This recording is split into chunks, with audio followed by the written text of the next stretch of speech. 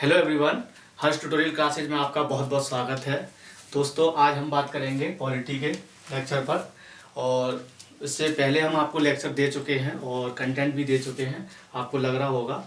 और इसमें आज बात करेंगे हम भाग 1, है ना, पॉलिटी का, आर्टिकल 1 से लेके 4 तक, और किस तरीके से हमारी रणनीति रहेगी आर्टिकल अनुच्छेदों को पढ़ाने की, ये आपको हम बता दे रहे हैं।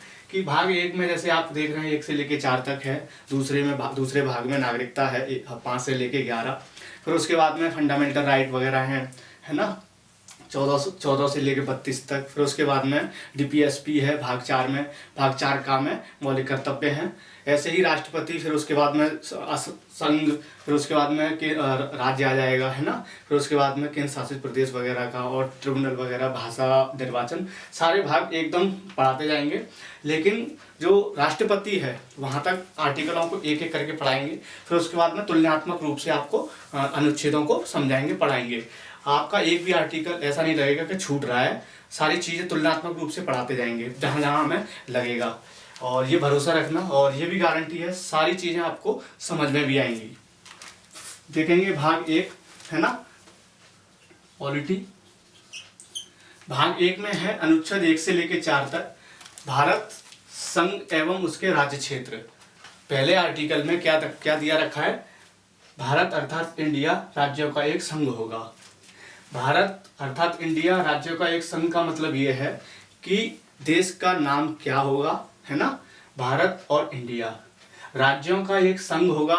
संघ का मतलब ये है कि राज्यों को मिलाकर क्या बना है? संघ बना हुआ है, केंद्र बना हुआ है।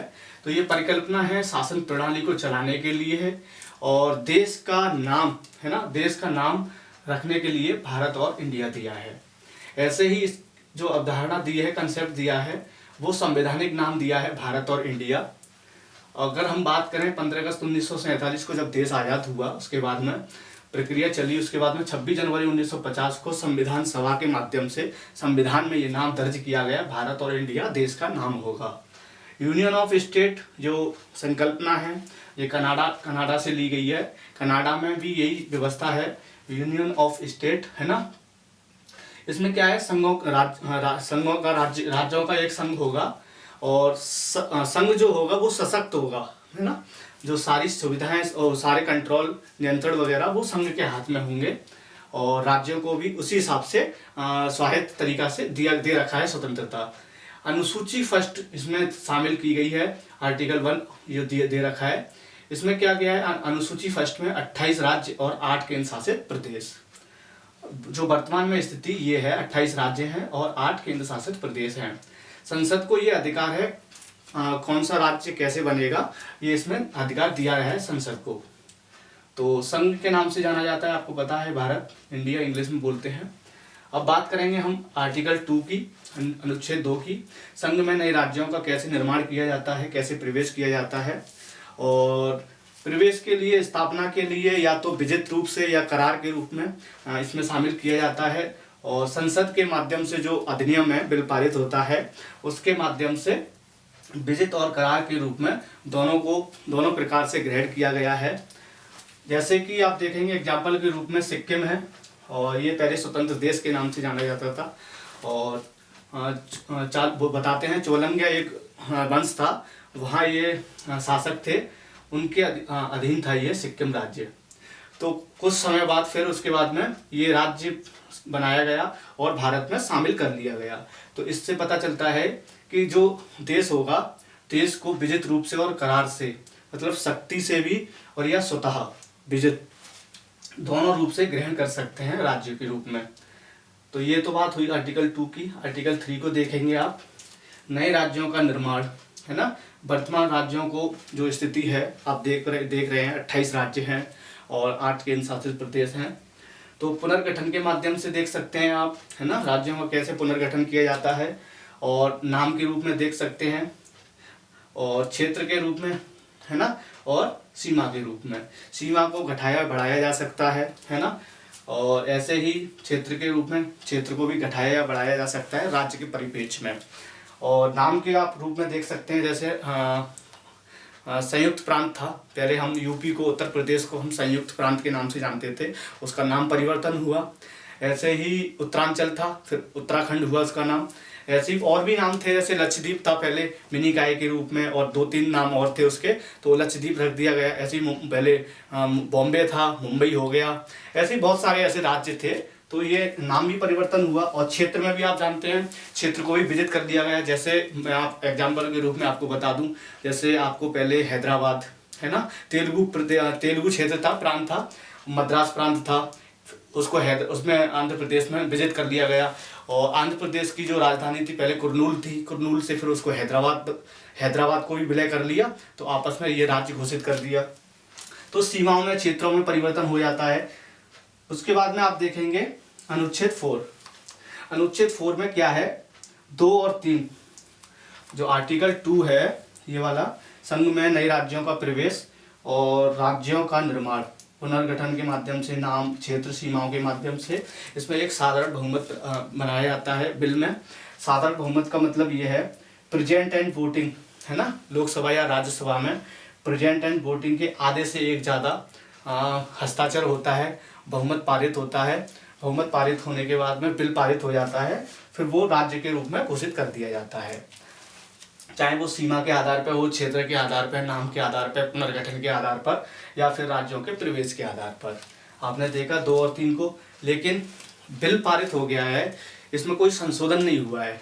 जैसे एक प्रक्रिया दिया है संविधान में, आर्टिकल 368 के तहत संविधान संशोधन होता है। संशोधन के माध्यम से वो बहुत संशोधन हो जाता है, उसको नाम दे दिया जाता है। लेकिन इसमें ऐसी बात नहीं है, राज्य का पुनर्गठन होता है इसके माध्यम से, साधारण बहुमत के माध्यम से।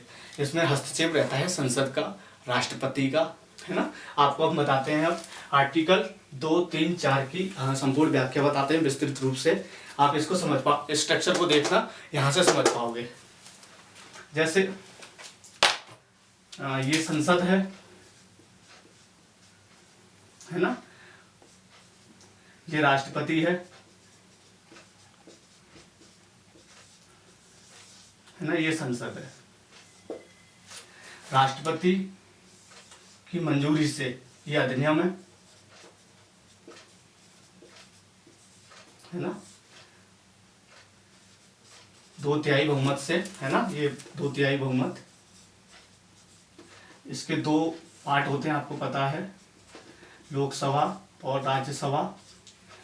और संसद में लोकसभा, राज्यसभा और राष्ट्रपति इसको क्या करता है, अनुमति देता है।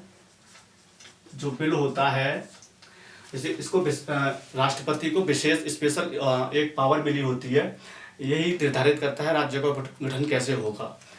और संसद में जो बिल पारित होता है, इस चीज को देखना आप, तो लोकसभा में प्रेजेंट एंड वोटिंग, ऐसे समझो आप, जो वर्तमान में मौजूद होंगे लोकसभा में सांसद, है ना, प्रेजेंट एंड वोटिंग, आधे से एक ज्यादा, इसको क्या बोलते हैं, साधारण बहुमत।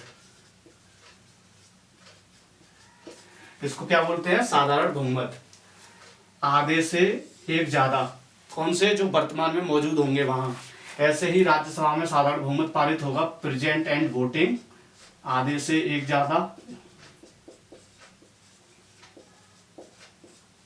तो ये बिल यहाँ पर हस्ताक्षर हुए इन लोगों के, यहाँ पे लोकसभा में हस्ताक्षर हुए इन लोगों के, यहाँ से पारित होने के बाद में फिर ये राष्ट्रपति के पास जाता है। कहां पर जाता है, राष्ट्रपति के पास। राष्ट्रपति के पास गया, राष्ट्रपति क्या करेंगे, हस्ताक्षर करेंगे। उसके बाद में ये देखते हैं, ये जो अधिनियम है, और राष्ट्रपति ही अनुमति देते हैं जब ये संसद, लोकसभा, राज्यसभा में जाता है।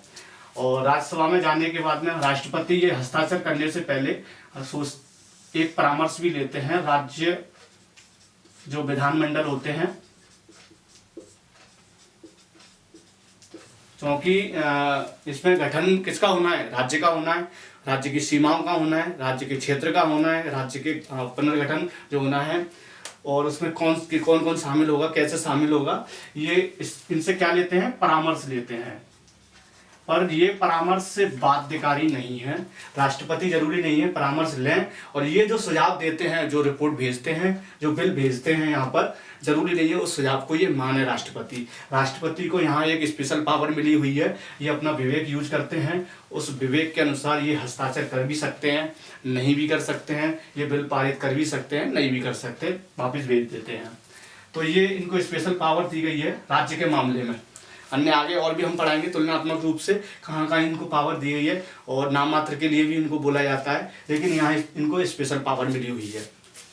तो अनुमति मिल जाती है, फिर उसके बाद में क्या होता है आपको पता है, लोकसभा और राज्यसभा यहाँ से अधिनियम को हस्ताक्षर किया साधारण बहुमत से, यहाँ पर हस्ताक्षर करवाया, फिर वो पारित हो जाता है और राज्य का गठन हो जाता है। तो ये बात आपको समझ में आई होगी। आर्टिकल 2, 3 और 4 को हमने कैसे व्याख्या किया यहाँ पर, ठीक है। उसके बाद में आप देखेंगे राज्य का पुनर्गठन, फॉर्मेशन ऑफ स्टेट। इससे पहले आपको मैं बताऊं कि जो देशी रियासत का एकीकरण था, देशी रियासतों का जो 552 ऐसी रियासतें थी, और इसका वीडियो हम पहले बना चुके हैं और डिस्क्रिप्शन में आपको लिंक दे देंगे, और आप वहां से इस वीडियो को देख लेना। राज्य देशी रियासतों का एकीकरण, जो जूनागढ़, हैदराबाद और जम्मू कश्मीर हमने रियासत कराई थी, वहां से आप देख लेना। तो अब आगे बात करेंगे उससे राज्यों का जो पुनर्गठन है। तो 1947 में देश को आज़ादी होने के बाद में देशी रियासतों का एकीकरण हुआ था जब, तो ग्रुप बना दिए थे, group A, B, C, D। इस ग्रुप A में क्या हुआ था, जो प्रांत थे कुछ, जो ब्रिटिश भारत के जो गवर्नर थे, जो प्रांत में गवर्नर थे, ब्रिटिश भारत का जो प्रांत था उसमें जो गवर्नर थे, कुछ ऐसे 9 प्रांत ऐसे थे, उसमें गुट A में शामिल किए थे। समझते जाना, आसानी से समझा रहे हैं। गुट B में देशी रियासत, जो बड़ी बड़ी रियासतें थी, वो ग्रुप B में शामिल थी, है ना। जैसे हैदराबाद है ना, मैसूर है, ये बड़ी बड़ी रियासतें थी, वो इसमें शामिल की गई थी गुट B में। उसके बाद में आप देखेंगे गुट C में छोटी रियासतें थी, जो आयुक्त होते थे छोटी रियासतों के, वो इसमें शामिल की गई थी। और गुट D में अंडमान निकोबार द्वीप समूह को शामिल किया गया, क्योंकि जो सांस्कृतिक और जो भौगोलिक ऐसी स्ट्रक्चर ऐसा था, इसलिए इसको ग्रुप D में शामिल किया गया। तो ये फॉर्मेशन था, है ना, 1947 के बाद जो एकीकरण हुआ था रियासतों का और प्रांतों का। उसके बाद में फिर एक कमेटी बनती है, दर कमीशन। दर कमीशन के नाम से एक कमेटी बनती है, और उनका नाम होता है SK दर, इन्हीं के नाम से बनी है। गठन होता है 1948 में, जून 1948 में इसका गठन होता है, और इस रिपोर्ट को पेश 10 दिसंबर 1948 को इसको पेश किया जाता है। इस रिपोर्ट में ये था कि भाषा के आधार पर और प्रशासनिक आधार पर राज्यों का कैसे गठन किया जाएगा। लेकिन सुझाव दिया था इस रिपोर्ट में, और रिपोर्ट को सुझाव में ये भाषा के आधार पर नहीं माना, क्योंकि पहले ही जो भारत का विनाशी राज्यों का एक अविनाशी अंग था, है ना, इस आधार पर ये माना गया था। तो इस वजह से इसको नहीं माना था, प्रशासनिक रूप से ही माना। लेकिन फिर उसके बाद में यहाँ आंदोलन चालू हो गया साउथ में, जो दक्षिण वाला क्षेत्र देखते हैं आप वर्तमान में, जैसे तमिलनाडु है, केरल है ना, और ये आपका आंध्र प्रदेश है। तो ये कर्नाटक वाला जो क्षेत्र, यहाँ पर एक आंदोलन चालू हुआ। खासकर आप देखेंगे जो हैदराबाद और जो आंध्र प्रदेश तेलंगाना क्षेत्र है, यहाँ पर सबसे ज़्यादा हुआ। तो यहीं पर एक रिपोर्ट और फिर आई, कांग्रेस ने एक रिपोर्ट जारी की, उसमें एक समिति तैयार की। समिति में था JVP समिति। इसमें कौन कौन, जवाहरलाल नेहरू, वल्लभ भाई पटेल और पट्टाभी सीतारामैया, इन तीनों के नाम से यह समिति बनाई गई। समिति बनाने के बाद में 1948 को ये समिति बनाई और इसका गठन हुआ था। 1 अप्रैल 1949 को एक रिपोर्ट पेश की गई। रिपोर्ट पेश करने के बाद में 1949 में तो इन्होंने कहा कि भाषा के आधार पर तो नहीं, क्योंकि भाषा के आधार पर करेंगे तो पहले से ही हमारा देश ऐसी परिस्थितियों में आज़ाद हुआ है, क्यों फिर दोबारा से विभाजन हो सकता है, आंदोलन छिड़ सकते हैं। इस वजह से इन्होंने इसका विरोध किया थोड़ा सा, फिर इसको रोक दिया, स्थगित कर दिया थोड़ी समय के लिए। पर लेकिन आंदोलन सक्रिय हो गया, विद्रोह सक्रिय हो गया। एक तेलुगु नेता थे पोट्टी श्री मल्लू, इनका नाम था, ये नाम याद रखना आप, एग्जाम में आता है। ये समिति भी आती है, SK दर समिति भी आती है, प्रश्न में ये आता है। तो यहाँ से पोट्टी श्री मल्लू थे तेलुगु नेता। विद्रोह बहुत ज़्यादा तेज हो गया, जो दक्षिण वाला क्षेत्र है, आंध्र प्रदेश वाला क्षेत्र है, जो जो अनशन पर बैठ गई है। अनशन पर बैठने के बाद 56 दिन तक बैठे और इनकी 56वें दिन इनकी मौत हो गई। मौत होने के बाद तो जो विद्रोह था, जो आंदोलन था, उसने और सक्रियता ले ली और सक्रिय पैसे हो गया। वो 15 दिसंबर 1952 को उनको निधन हो गया। निधन होने के बाद ये घोषणा पत्र में ये जारी किया गया 1952 में ही, 19 दिसंबर 1952 में, कि आंध्र प्रदेश को राज्य घोषित किया जाए भाषा के आधार पर। फिर उसके बाद में 1 अक्टूबर 1953 को राज्य आंध्र प्रदेश का गठन होता है। किसके रूप में? भाषा के आधार पर राज्य के रूप में। लेकिन आपको पता है जो हैदराबाद वाला क्षेत्र था, पहले आंध्र प्रदेश की राजधानी कुर्नूल थी और कुर्नूल राजधानी थी। फिर उसके बाद में हैदराबाद को विजित कर लिया, उसमें मिला लिया गया, वहाँ से उसकी राजधानी हैदराबाद बना दी आंध्र प्रदेश की। तो ये बात रही यहाँ तक की। इसके बाद मैं थोड़ा सा और आपको बता दूं, इस रिपोर्ट के बाद में जो आंदोलन हो गया था, क्योंकि ये निधन हो गया था इनका, आंदोलन ने तूल पकड़ लिया था तेजी से। उसके बाद में एक आयोग बनाया जाता है, राज्य पुनर्गठन आयोग। इसका गठन 1953 में होता है। 1955 में इसकी रिपोर्ट पेश की जाती है। रिपोर्ट पेश करने के बाद में जो इसके अध्यक्ष थे फजल अली, है ना, 2 सदस्य और नियुक्त किए जाते हैं, पंडित हृदयनाथ कुंजरू और KM पडिक्कर, ये 2 सदस्य थे। फिर उसके बाद में इनको सुझाव दिया गया, जो ABCD है, जो 16 राज्य और केंद्र शासित प्रदेश हैं, ये किया जाए भाषा के आधार पर, प्रशासनिक सुविधा के आधार पर। इन्होंने सुझाव दिया लेकिन ये मान्य नहीं हुआ, कुछ संशोधन हुआ विचार कमेटी में। फिर उसके बाद में ये होने के बाद में राज्य पुनर्गठन अधिनियम पारित हो गया 1956। इस पारित होने के बाद में क्या किया, ABCD जो गुट थे इनको खत्म कर दिया गया।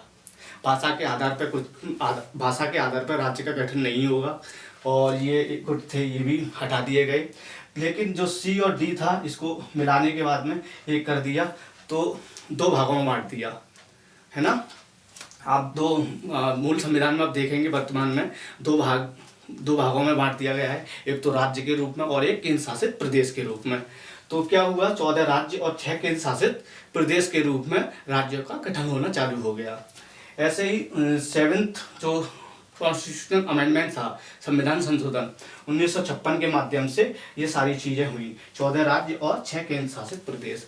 आगे के जो राज्य हैं 15, 16 जो भी 28 तक हैं, मैं अगली वीडियो में आपको इनको भी प्रोवाइड करा दूंगा। आप जिस किसी को भी स्क्रीनशॉट लेना है इसका, है ना, इस सिनॉप्सिस का आपका काम का है, आप स्क्रीनशॉट ले सकते हैं। बहुत बहुत धन्यवाद। लाइक करें, सब्सक्राइब करें, स्क्रीनशॉट ले लेना आप इसका।